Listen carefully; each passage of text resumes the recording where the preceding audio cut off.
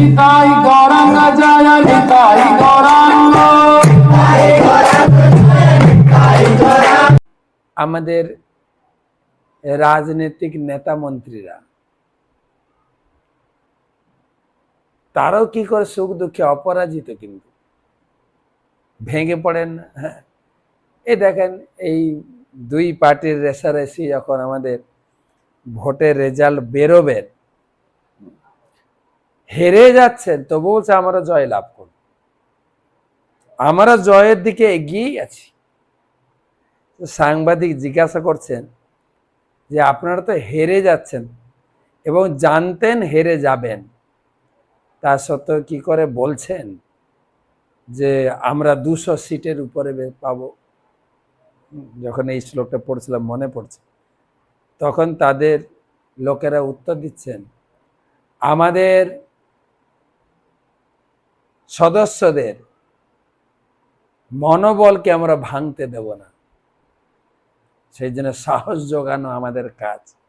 এটা যখন পড়ছিলাম বৃত্রাসুরের কথা শুনে মনে হচ্ছিল যে একজন ক্ষত্রিয় হিসাবে, এবং ভগবানও গীতায় বলেছেন যে জয় পরাজয় লাভ ক্ষতির দুশ্চিন্তা থেকে মুক্ত হয়ে আমাদের কর্তব্যের খাতিরে যুদ্ধ করা উচিত। সুখে দুঃখে সমকৃতা লাভ লাভ জয়া জয় তত যুদ্ধায় যুদ্ধস্য নৈবং পাপম অবাপসসি। যদি কর্তব্য পালন করতে গিয়ে পরাজয়ও হয়, ক্ষতিও হয়ে যায় এবং দুঃখও ঘটে, ভেঙে পড়ার কিছু নাই। তো আমি তো আমার কর্তব্য সাধন করেছি, সেখানে ভেঙে পড়ার কি আছে? আর সেখানে পাপেরও প্রশ্ন নাই। তাই প্রত্যেকে নিজস্ব নিজস্ব জায়গায় কর্তব্য পালন করতেই হবে। স্টুডেন্ট তার কর্তব্য পালন করবে, পড়াশোনা করবে, নিয়মিত প্রতিদিনের হোম টাস্ক কমপ্লিট করবে, তাতে যদি সে ফেল হয় ভেঙে পড়ার কিছু নেই। আবার কোথাও কোথাও শুনে থাকি, failure is the pillar of success. যদি আমার পরাজয় হয়, সেখান থেকে কিছু শিক্ষা লাভ করব, যাতে আমি জয়ের জন্য শক্তি লাভ করি, জয়ের জন্য কিছু টেকনিক খুঁজে পাই, আমি নিজেকে ভুল সংশোধন করতে পারি।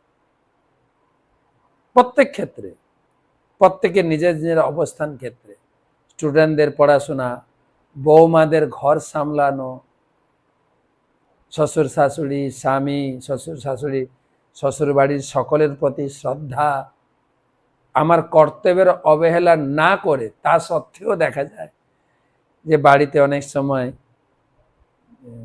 মিলে থাকা যায় না, সেটা আলাদা ব্যাপার। কিন্তু কর্তব্য পরায়ণ, নিজের কর্তব্য, যারা আমরা শিক্ষকতা করছি, নিজের যতটুকু যোগ্যতা ছাত্র ছাত্রীদের শেখানো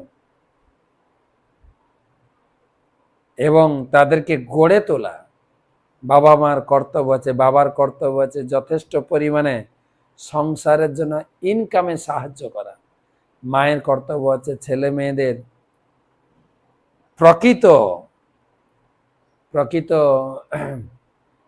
আদর্শে গড়ে তোলা, দেশ নেতাদের কর্তব্য সমাজকে এমনভাবে পরিচালিত করা, সৎ নাগরিক এবং সৎ মার্গের একজন মানুষ গড়ে উঠতে পারে প্রত্যেকে। সেজন্য এখানে বলছেন, যদিও সবকিছু ভগবানের ইচ্ছার অধীন, কিন্তু তথাপি নিজের কর্তব্য পালনে যদি আমার হানিও হয়, পরাজয় হয়, মৃত্যুও হয়, তথাপি পিছপা হওয়া উচিত নয়। কর্তব্য সত্যম রজস্তম ইতি প্রকৃতেনাত্মনো গুণঃ তত্র সাক্ষিণমাত্মানম যবেদ ন স বধ্যতে। সত্যম রজস্তম ইতি প্রকৃতে নাত্মনো গুণাঃ তত্র সাক্ষিণমাত্মানম যো বেদ সনবধ্যতে। যিনি জানেন সত্য, রজ এবং তম এই গুণ তিনটি আত্মার গুণ নয়, জড়া প্রকৃতির গুণ। তিনি জানেন শুদ্ধ আত্মা এই গুণের ক্রিয়া প্রতিক্রিয়ার সাক্ষী মাত্র, তিনি মুক্ত পুরুষ, তিনি এই সকল গুণের বন্ধনে আবদ্ধ। লেকচার কিন্তু বৃত্রাসুরের পুরো শাস্ত্রীয় গীতার সিদ্ধান্ত তুলে ধরেছেন এখানে। সুতরাং কর্তব্যে পিছপা হলে হবে না। আত্মা গুণ থেকে মুক্ত, কোন গুণের দ্বারা। কিন্তু এই জগতে এই যে শরীর গুণের দ্বারা পরিচালিত, গুণের দ্বারা তার জীবনে জয় পরাজয়, লাভ ক্ষতি, সুখ দুঃখ ঘটে। কিন্তু ভগবদ গীতার দৃষ্টান্ত দিয়ে প্রভুপাদ বলছেন, ব্রহ্মভূত প্রসন্নাত্মা ন শোচতি ন কাঙ্ক্ষতি সম সর্বেষু ভূতেষু মদ্ভক্তি লভতে পরম। এই শরীরটা গুণের দ্বারা আবদ্ধ। যখন সত্য গুণ থাকে একটু সৎ চিন্তা, সৎ জ্ঞানের উদ্ভব হয়। যখন রজগুণ আসে কর্মক্ষম উদ্যম আসে, আর যখন তমগুণ আসে তখন একটা আলস্য ভাব চলে আসে। কিন্তু সর্বতোভাবে কর্তব্য সম্পাদন, ভগবানের সন্তুষ্টি বিধানের জন্য একদম নীতিপরায়ণ, কর্তব্যপরায়ণ হয়ে থাকা উচিত। কেউ যখন আত্ম উপলব্ধির স্তর বা ব্রহ্মভূত স্তর প্রাপ্ত হন, তখন তিনি জানতে পারেন যে জীবনে যা কিছু হয় তা সবই জড় প্রকৃতির কলুষিত গুণের প্রভাব। প্রকৃতিতে লাভ ক্ষতি এই গুণের প্রভাব। ভাগবতে যেরকম আপনার অষ্টম স্কন্ধে যখন সমুদ্র মন্থন হবে, দেবতারা অসুরদের কাছে পরাজিত, ভগবান বললেন, তারা যখন ভগবানের সাহায্য চাইলেন, ভগবান বললেন, দেখো এখন রজগুণের প্রভাব বেশি, সুতরাং এখনো যুদ্ধ করলেও তোমরা হেরে যাবে, অসুরদের প্রভাব এখন বেশি, তাই তোমরা কাজ করো, একটু সংযমী হয়ে অসুরদের সঙ্গে সন্ধি স্থাপন করো, দিয়ে সমুদ্র মন্থন করো, সেই অমৃত উঠবে, সেই অমৃত তোমরাই লাভ করবে।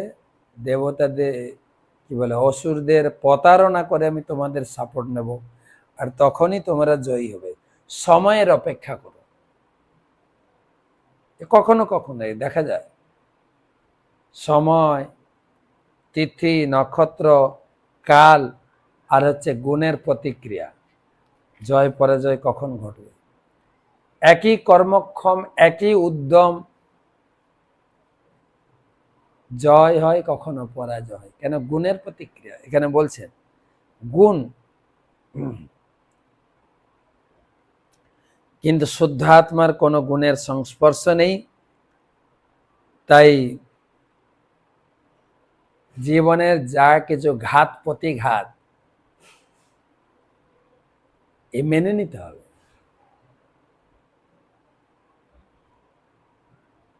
যিনি এই প্রকার গুণ থেকে মুক্ত হয়েছেন, জড়া প্রকৃতির ক্রিয়া প্রতিক্রিয়ার অবিচলিত কৃষ্ণ ভক্তি লাভ করেছেন, তিনি কোনো কিছুতে অনুশোচনাও করেন না, আকাঙ্ক্ষাও করেন না। যেহেতু সবকিছুই ভগবান দেন, তাই তিনি ভগবানের উপর সর্বতভাবে নির্ভরশীল। কর্তব্য করে যাব, কিন্তু নির্ভরশীল ভগবানের উপরে। কেন? গীতায় ভগবান বলছেন, কর্মণ্যেবাধিকারস্তে মা ফলেষু কদাচন। কর্ম করে যাও, তুমি তোমার কর্তব্য কর্ম করে যাও। আমি ভালো করে চাষ করব, আগাছা তুলে দেব, সার ওষুধ প্রয়োগ করব, কিন্তু তাতে ফসল কতটা হবে ওটা ভগবানের উপর নির্ভর করছে। এটা সম্পূর্ণ আমার অধীনের বাইরে।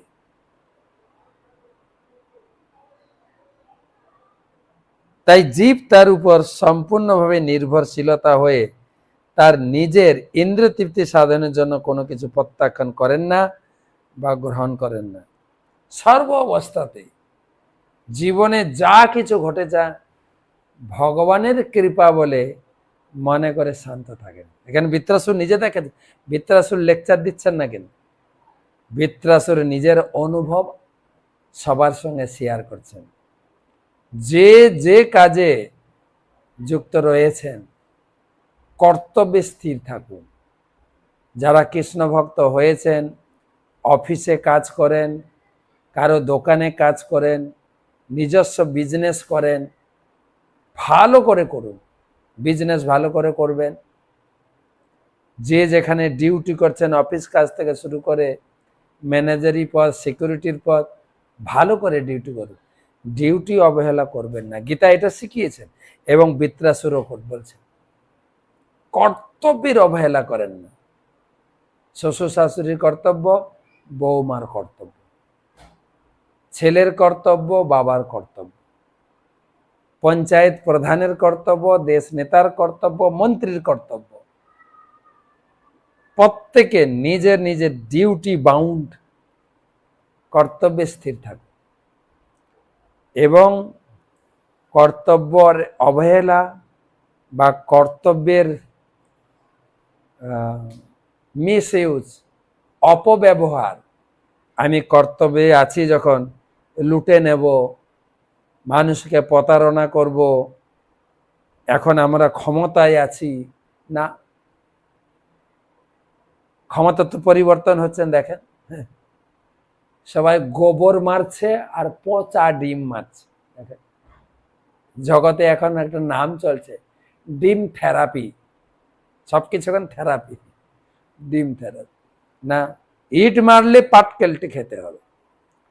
প্রত্যেকটি কর্মের সমান এবং বিপরীত প্রতিক্রিয়া নিউটনের তৃতীয় সূত্র। তাই আমাদের গুরু মহারাজ বলেন ভগবান আমাকে কৃপা করুন। কৃপা করুন মানে করে পাও, করে কিছু করো আমার জন্য। তুমি যদি আমার জন্য করো আমিও তোমাকে আশীর্বাদ করব। তাই কর্তব্য পরায়ণ। সপশ্য মাম নির্জিতম শত্রু বিক্লায় উধ ভুজং মৃধে ঘটমানম যথা শক্তি তব প্রাণ জিহির্ষয়া। পশ্য মাম নির্জিতম শত্রু বিক্লা উধং ভুজং মৃধে ঘটমানম যথা শক্তি তব প্রাণ জিহির্ষয়া। হে শত্রু, দেখো যুদ্ধে আমার অস্ত্র এবং বাহু ছিন্ন হয়েছে, তুমি আমাকে ইতিমধ্যেই পরাজিত করেছ, তবু তোমার প্রাণ হরণের বাসনায় আমি যথাশক্তি যুদ্ধ করে চলে যাই। আমি ছাড়বো না তোমাকে। আমার একটা হাত কেটে গেছে, আমার অস্ত্রশস্ত্র ছিন্ন বিচ্ছিন্ন হয়েছে, তবু আমি পিছু হটছি না, তোমাকে দেখেই ছাড়ব। এই প্রকার বিষম পরিস্থিতিতেও আমি একটু বিষণ্ণ হইনি। অতএব তুমিও তোমার বিষাদ ত্যাগ করে যুদ্ধের জন্য উঠে দাঁড়াও।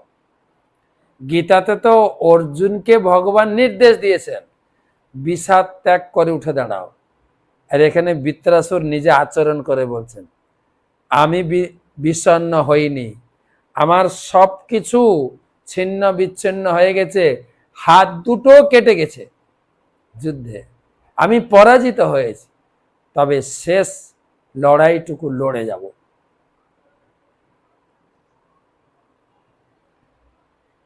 প্রভুপাদ বলছেন তাৎপর্যে বৃত্রাসুর এতই মহান বলবান ছিলেন যে বস্তুতপক্ষে তিনি ইন্দ্রের গুরু রূপে আচরণ করেছিলেন।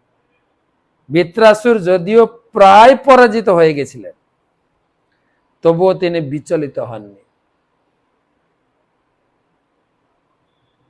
আমাদের ছোটবেলায় স্কুলে পড়ছিলাম, একবার যদি না পারো দেখো শতবার, একবার হেরে গেলেও পিছপা হও না, চেষ্টা চালিয়ে যাও।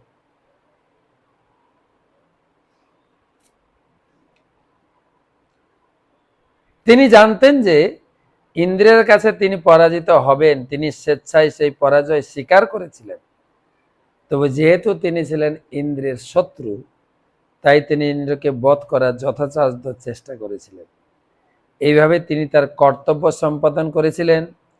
সর্বাবস্থাতেই তিনি কি পরিণাম হবে তা জানা সত্ত্বেও কর্তব্য সম্পাদন করে যাওয়া উচিত, ছাড়া উচিত না। লাস্ট শ্লোক। প্রাণ গ্লহোহয়ম সময় ঈশক্সো বাহনাসনঃ অত্র ন জ্ঞেয়তে মুষ্য জয় মুষ্য পরাজয়।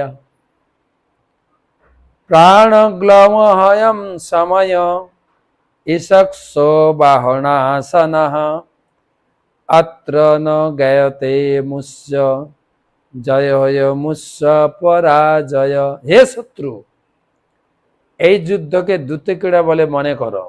এতে প্রাণীপণ, বাণী, অক্ষ, হস্তি, অশ্ব প্রভৃতি বাহনই তার ফলক। এতে যে কার জয় হবে কার পরাজয় হবে কেউ বলতে পারে না, তা সবই নির্ভর করে ভবিতব্যের উপর। ভবিতব্য, আরেকটা কথা এলো এখানে। ভাগ্য, ভবিতব্য, কপালে যা আছে। আমি অনেকবার ক্লাসেও বলেছি যে আমরা খালি হাতে কেউ আসিনি, খালি হাতে কেউ যাব না। আমরা ভাগ্য নিয়ে জন্মেছি, তবে ভাগবতমের শিক্ষা থেকে অনুভব করছি ভাগ্য নিয়ে জন্মালেও কর্তব্যের পিছপা হবেন না, চালিয়ে যান কর্তব্য, যে যেখানে আছেন। আমি সবসময় বলে থাকি, আপনি ব্যবসা করছেন, ভালো করে ব্যবসা করুন। হরে কৃষ্ণ করছেন, ভালো তো, ভক্তি করছেন, ব্যবসা একদম আমাদের একটু খারাপ আছে বলে চুটিয়ে ব্যবসা করুন যতটুকু সম্ভব। একদম দোকানে প্যান্ট শার্ট পরে বসবেন এবং ভালো করে ব্যবসা। সেখানে ওই মালা জপ করতে করতে ব্যবসা হয় না।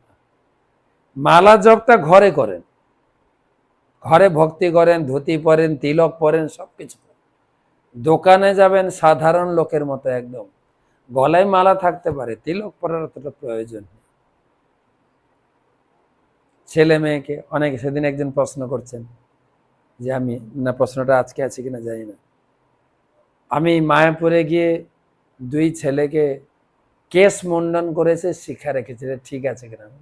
কেশ মুন্ডন করারও ঠিক আছে, শিক্ষা রাখার দরকার নেই। পড়াশোনার যা ইউনিফর্ম, স্কুলের যে পোশাক পরে যাও, পড়বে ভালো করে। দোকানের যে পোশাক পরে বসো, ব্যবসা করুন। দেখবেন কিছু কিছু টোটো বা বাস বা লরির পিছনে লেখা আছে ব্যবসা গাড়িতে, খাতির বাড়িতে। আপনি তিলক পরে মালা জপ করে ব্যবসা করবেন, এই দাদা একটু কম নাও, তোমার ভক্ত এত টাকা বেশি লাভ না কেন? আর দয়া হয় না? হ্যাঁ। বা আপনি কারো টোটোতে উঠে যে কোনো আপনার পরিচিত একটা টোটো বা বাসে উঠে এক জায়গা থেকে আরেক জায়গায় গেছেন, বাস থেকে নেমে যাবেন, কন্ট্রাক্টর টাকা চাইবে। কন্ট্রাক্টর বলবে, এই তুমি আমার বন্ধু না, আমাকে টাকা চাইছো? বলছে ব্যবসা গাড়িতে, বন্ধুত্ব খাতির বাড়িতে। তো সেজন্য ব্যবসা করুন ভালো করে। যারা চাকরি করছেন, ডিউটি যেন অবহেলা না হয়। যেরকম বর্তমান আমাদের আমাদের বর্তমান নবনির্বাচিত যে সরকার পশ্চিমবঙ্গে, ডিউটি 10টা 10টা 15 ভিতরে অফিসে আপনাকে আসতেই হবে, 5টা পর্যন্ত প্রত্যেকের ডিউটি। এটা ভাগবতমে গীতায়ও শিখেছেন, ডিউটি। জীবনে জয় পরাজয় পরে, ডিউটি করে, কর্তব্য যেন অবহেলা না। শ্রী শুক উবাচ ইন্দ্র বৃত্র বচ শ্রুত্যা গতালিকম পূজয়ত গৃহীত বজ্র পহম প্রহশংস তমাহ গত বিস্ময়। শ্রী শুক উবাচ ইন্দ্র বৃত্র বচ শ্রুত্যা গতালিকম পূজয়ত গৃহীত বজ্র পহম প্রহশংস তমাহ গত বিস্ময়। শ্রী সুখদেব গোস্বামী বললেন, বৃত্রাসুরের নিষ্কপট বাক্য শ্রবণ করে দেবরাজ ইন্দ্র তার প্রশংসাপূর্বক পুনরায় বজ্র ধারণ করেছিলেন। বিস্ময় এবং কপটতা পরিত্যাগ করে তিনি হাসতে হাসতে বৃত্রাসুরকে বলেছিলেন। এবারে বৃত্রাসুরের লেকচার, তবে আজকে পড়বো না, কালকে তো টক শো, পরশু দিন বৃত্রাসুরের লেকচার।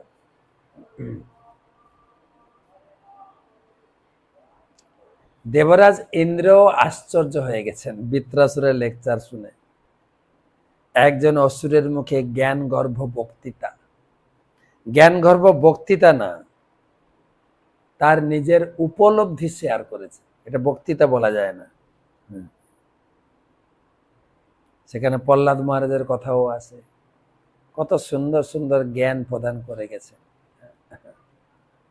তো তো আমরা পরশুদিন শুনব ইন্দ্রের বক্তব্য।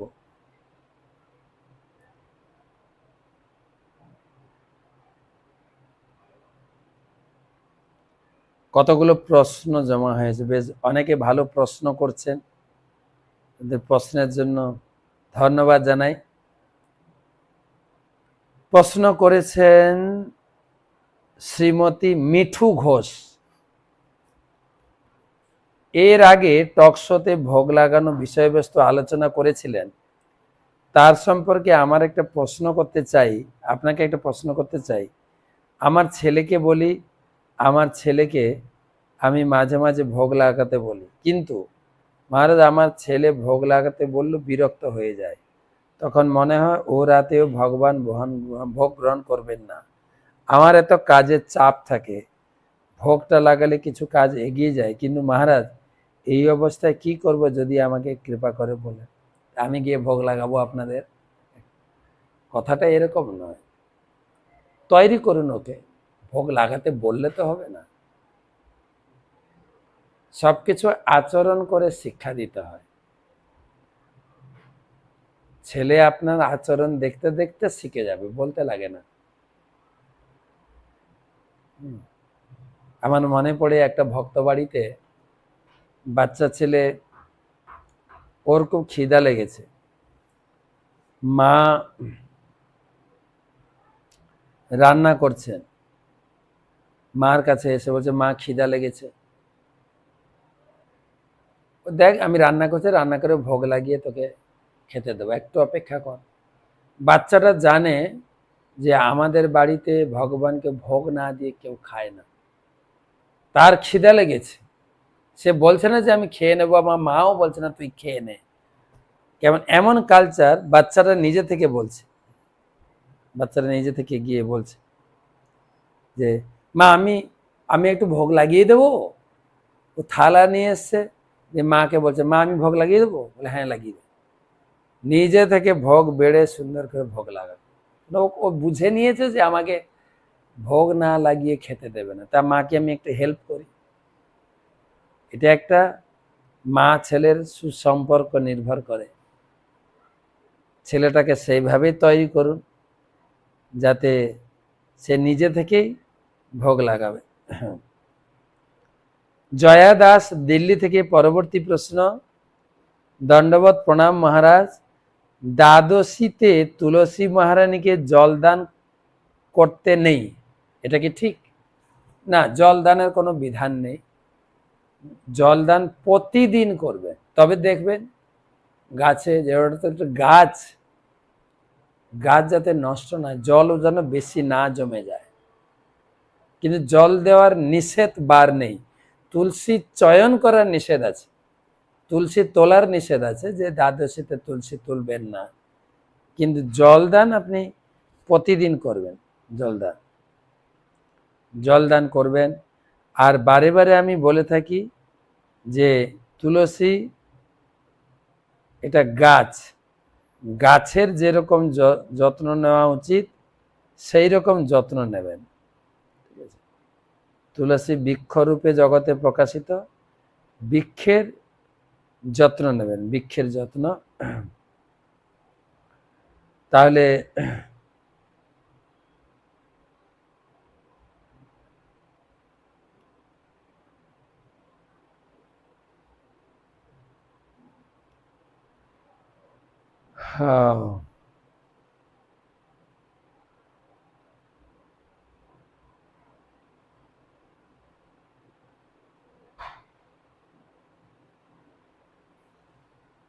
তারপর পরবর্তী প্রশ্ন।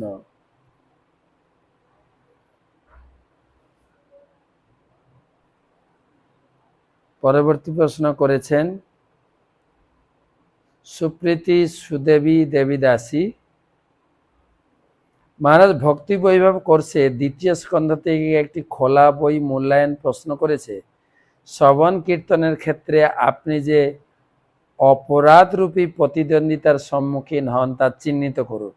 শ্রবণ কীর্তনের মধ্যে এই অপরাধরূপী প্রতিদ্বন্দ্বিতা কথাটির মানে বুঝতে পারছি না। অপরাধ, শ্রবণ করতে গিয়ে যদি অপরাধ, কীর্তন করতে গিয়ে অপরাধ, অপরাধ রূপী সবকিছুতে অপরাধ থাকে। নাম করার অপরাধ, যদি অনবধান, যদি মনোযোগ দিয়ে নাম না করি নাম অপরাধ, মনোযোগ দিয়ে না শ্রবণ করি তাহলে অপরাধ হবে। কিভাবে ভালো করে শ্রবণ করতে পারি, বা আমার শ্রবণ করতে ইচ্ছা নেই কেন? অনেক সময় হয় এমন পাঠ হচ্ছে আমি বুঝতেই পারছি না, ভালো লাগছে না। অনেক সময় আমার মন ভালো নেই, শুনতে ইচ্ছা করছে না।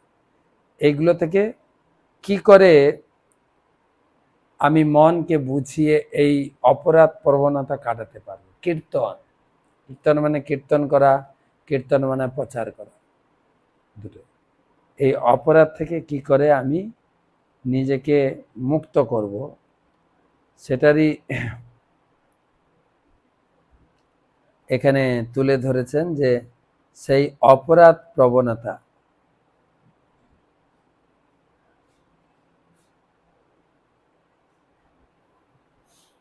তারপরে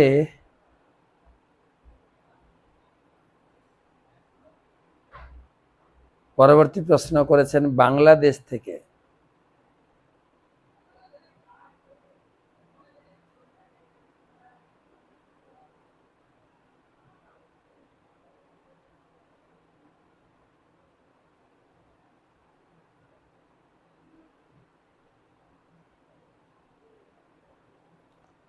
প্রশ্ন করেছেন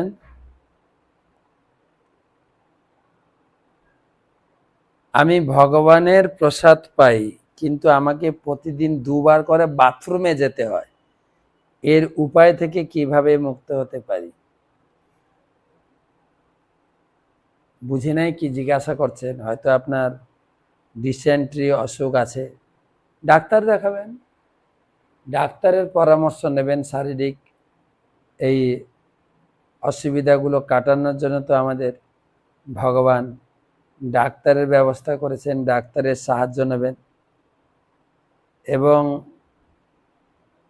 যতটুকু ভগবান আপনাকে সাহায্য করবেন, যতটুকু, ডাক্তারের পরামর্শ নেন, ডাক্তারের সাহায্য নেন। আরেকটা প্রশ্ন অবশ্য বাংলাদেশ থেকে। আমার একটা প্রশ্ন ছিল, রাতে প্রায় সব সময় রান্না করতে দেরি হয়, সেক্ষেত্রে ভোগ দেওয়ার আগে ভগবানের রাজবেশ, গয়নাকাটি, মুকুট ইত্যাদি খোলা যাবে? শয়নের পোশাক, ঠিক সেই অবস্থায় ভোগের পর ভগবানের দর্শন দেওয়া যাবে মন্দির ক্ষেত্রে। ব্যাপারটা হচ্ছে গৃহের ভগবান, মন্দিরের ভগবান সেবার একটু আগে পিছু করা যায়। মন্দিরের ভগবান একদম স্ট্রিক্ট, আর ঘরের ভগবান অবশ্যই আগে গয়নাকাটি পোশাক খুলে পাবেন, ভোগ দিয়ে শয়ন দিয়ে দেবেন, আর আরতি করার কি দরকার আছে? ভগবানের মঙ্গল আরতি করবেন। গৃহের ক্ষেত্রে গৃহের ভগবান কমপক্ষে সকালে এবং সন্ধ্যায় দুটো আরতি করুন, দুটো আরতি যথেষ্ট। এমন নয় মন্দিরের মতো 6টা আরতি করতে হবে। মঙ্গলা আরতি, দর্শনারতি, রাজভোগ আরতি, বিকালের আরতি, সন্ধ্যা আরতি, শয়ন আরতি না, দুটো আরতি করুন। সকালে মঙ্গল আরতি, সন্ধ্যায় সন্ধ্যা আরতি। আর সকালে আপনি গুরু পূজা করবেন সকালে, আর সারাদিনে যতবার খাবেন আপনি 3বার খেলে আপনি 3বার ভোগ দেবেন, আর যা খাবেন সেটাই ভোগ দেন। এমন নয় আপনাকে দুপুরে রাজভোগ দিতে হবে। ভগবান গীতায় বলেছেন, যৎ করসি যদ স্নাসি যৎ জোহসি দদাসি যৎ। রাত্রে এসে যখন ভগবানের ভোগ রান্না হবে, তাই যদি আপনি একা একা করেন যে আপনাকে ভোগ রান্না করতে হবে, আপনাকে ভগবানের শয়ন দিতে হবে, আগে ভোগ রান্না করবেন, ভোগ দেবেন, তারপর শয়ন দিয়ে তারপরে খাবেন। আর যদি 2জন লোক থাকে, একজন রান্না করলো, একজন ভগবানের সিঙ্গার খুলে ফেলবেন, রান্না হয়ে গেলে ভোগ দিয়ে ভগবানকে শয়ন দিয়ে দেবেন, ব্যাস। এটা গৃহের ভগবান।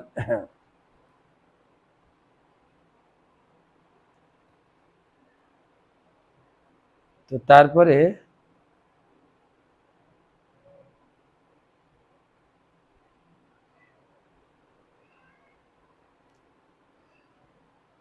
তার পরবর্তী প্রশ্ন করেছেন ঋতুপর্ণা দাস। ও প্রশ্নটা তো উড়ে গেছে।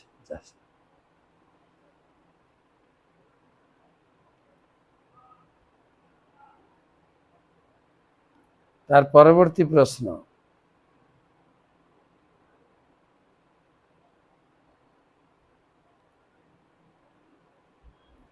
জয়জিৎ প্রামাণিক বহরমপুর থেকে, প্রভু আমার একটা প্রশ্ন, পৈতে ভোজ যদি বাড়িতে এনে খাওয়া হয়, বুঝলাম না, পৈতে ভোজ বাড়িতে, আমি এটা বুঝি নাই। তবে যদি এটুকু হতে পারে যে ব্রাহ্মণদের ছেলেদের পৈতে হয়, সেই বাড়িতে খাওয়া দাওয়া করার কথা বলছেন কিনা আমি ক্লিয়ার নই। তবে আপনাকে লিখলাম, আপনিও উত্তর সেরকম দেন নেই। যে কোনো ভোজে আমরা তো ভগবানের যদি প্রসাদ হয় তাহলে আপনি খেতে পারেন, না হলে কোনো কিছু খাওয়া ঠিক না। যেখানে প্রসাদ হচ্ছে বৈষ্ণবদের দ্বারা, সেখানে পাঠ কীর্তন প্রবচন হচ্ছে, সেখানে আপনি প্রসাদ পেতে পারেন, বৈষ্ণব সঙ্গ করতে পারেন।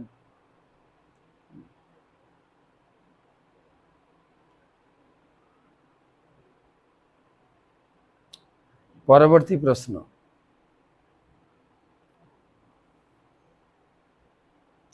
বাংলাদেশ থেকে, মহারাজ আমার জিজ্ঞাসা ছিল, বাড়িতেও প্রতিবেশীর সন্তান জন্ম হলে বা মৃত্যুজনিত অশৌচকালে ভগবানের নিত্য সেবা পূজা কিভাবে সচল রাখা যায়? প্রতিবেশী বা সমাজে এই বিষয়টা ভালোভাবে নেয় না। আমাদের বাড়িতে ভগবানের আলেখ চিত্রপটে নিত্য সেবা পূজা হয়, ভগবানের ভোগ হয়। মহারাজ আরেকটা জানতে চাই, বাড়িতে মা সেবা পূজা করেন প্রায় 2 বছর হচ্ছে, কিন্তু বয়সের কারণে নিয়ম নীতি মনে রাখতে পারেন না। সেক্ষেত্রে মনে রেখে, জানিও আমি একটা প্রশ্নের উত্তর দিই, আপনার একসঙ্গে এত প্রশ্ন পাঠাবেন না। যে মৃত শৌচ বা জন্ম শৌচতে ভগবানের সেবা করা যায় কিনা? ভগবানের সেবা তো কোনো অবস্থাতেই বন্ধ করা যাবে না। সমাজে একটা ভুল প্রচার আছে যে এই অবস্থায় ঠাকুরের সেবা করা যায় না, কিন্তু যারা নিত্য সেবা করে বন্ধ হয় না। তবে সমাজের সঙ্গে তাল মিলিয়ে চলতে গেলে আপনি এরকম লুকিয়ে লুকিয়ে সেবা করেন। সমাজে বেশি বলতে চান না, কেন সমাজের লোক যেহেতু এটাকে ভালোভাবে নেয় না, সেই সঙ্গে ভগবানের সেবাও বন্ধ করা যায় না, তাই সেবা করে চলেন। পরবর্তী প্রশ্ন সমর চক্রবর্তী বাংলাদেশ থেকে, পঞ্চতত্ত্বের ভোগ নিবেদন কি মাতাজিরা নিবেদন করতে পারবে? কেন পারবে না? বাড়িতে তো যে কেউ ভোগ লাগাতে পারবে, যে কেউ। ভোগ না লাগিয়ে কোনো কিছু গ্রহণ করবেন না। আর মাতাজিরাই তো সবকিছু সেবা পূজা করেন, মাতাজিরা সেবা পূজা করেন। মাতাজিদের বলা হয় ধর্মপত্নী সহধর্মিনী, ধর্মে তো তারাই যুক্ত থাকবে। লাস্ট প্রশ্ন জয়ন্ত দে ঢাকা বাংলাদেশ থেকে, বৈকুণ্ঠের মহালক্ষ্মী রাধারানী সহ বৃন্দাবনবাসীর সাথে অহংকার করায় কাজ আজ শ্রীবনে তপস্যা করছেন, তাহলে বৈকুণ্ঠ কি মহালক্ষ্মী ছাড়া? এবং বৈকুণ্ঠ এক মহালক্ষ্মী, আবার শ্রীবনে আরেক এক মহালক্ষ্মী। তিনি দু জায়গায় আছেন, সব জায়গায় আছেন, আপনার মন্দিরেও আছে। আমাদের মতো আমি এখানে থাকলে আপনার বাংলাদেশে নেই, বা আপনি বাংলাদেশে আছেন আমি এখানে নেই, কিন্তু এক ভগবান মায়াপুর মন্দিরে আছেন, আপনাদের বাংলাদেশ মন্দিরে আছেন, বৃন্দাবনে আছেন, গোলক বৃন্দাবনে আছেন। আমার মতো বিচার করলে হবে না তো। আবার সেই মহালক্ষ্মী যত লক্ষ্মী নারায়ণ মন্দির আছে সবার মন্দিরে আছে।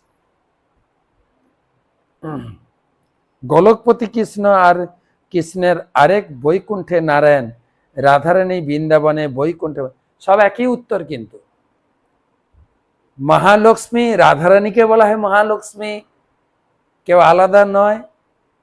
আর ওখানে থাকলে এখানে থাকবে না, এখানে থাকলে ওখানে থাকবে না, এরকম না। আমি তো বললাম রাধারানী এখানে মায়াপুর মন্দিরে আছেন, যশোর মন্দিরে আছেন, ঢাকা মন্দিরে আছেন, চট্টগ্রাম মন্দিরে আছেন, কক্সবাজারে আছেন। আপনি বলবেন তাহলে কক্সবাজারে থাকলে মায়াপুরে থাকবেন না, মায়াপুরে থাকলে যশোরে থাকবেন, এরকম না। যেরকম পার্বতী এক স্বরূপে নবদ্বীপে আছেন, যার নাম হচ্ছে সীমন্তিনী মাতা। আবার তিনি কৈলাসেও আছেন পার্বতী রূপে শিবের সঙ্গে। তো আজকে এই পর্যন্ত রাখি, কালকে টক শোতে দেখা হবে। টক শো এর যদি কোনো চিড়া দই বা দণ্ড উৎসব সম্পর্কে কোনো প্রশ্ন থাকে আজ থেকে পাঠানো শুরু করেন। কালকে দুপুরের ভিতরে যা প্রশ্ন থাকবে সেইগুলো আমরা আলোচনাতে পাঠিয়ে দেব। সেখানে বোর্ড, যে টক শো বোর্ড রয়েছে, তারা আপনার প্রশ্ন সিলেক্ট করে উত্তর দেবেন। দণ্ড মহোৎসব রঘুনাথ দাস গোস্বামীর পানিহাটি মহোৎসব। শুভরাত্রি।